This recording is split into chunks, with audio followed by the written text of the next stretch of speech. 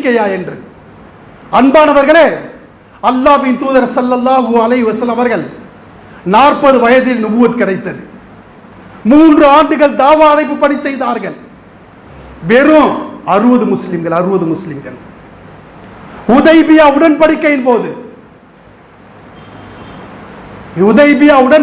போது 1400 முஸ்லிம்கள்.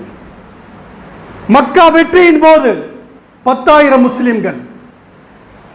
அன்பானவர்களே, இறுதி ஹஜ்ஜின் போது, இறுதி பேருரையிலே, கடைசி ஹஜ்ஜிலே இறுதி பேருரையின் போது 1,24,000 முஸ்லிம்கள்.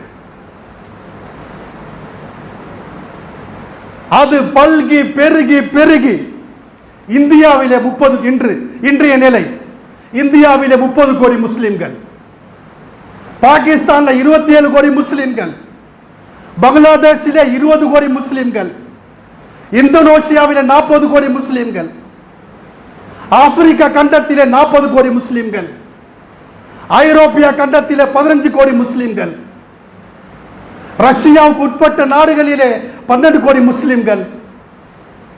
அன்பானவர்களே, இப்படி நாம் கணக்கு போட்டால் உலகம் முழுவதும் 300 கோடி முஸ்லிம் என்று இருக்கிறாங்க. எப்படிப்பட்ட நிலை! இஸ்லாம் எங்கு இருக்கிறதோ, எங்கு வளர்கிறதோ, அங்கு ஸ்பீட் பிரேக், அங்க தடை பண்றாங்க. தீவிரவாதி என்று சொல்கிறார்கள், பயங்கரவாதி என்று சொல்கிறார்கள். இஸ்லாமை பின்பற்ற விடுவதில்லை.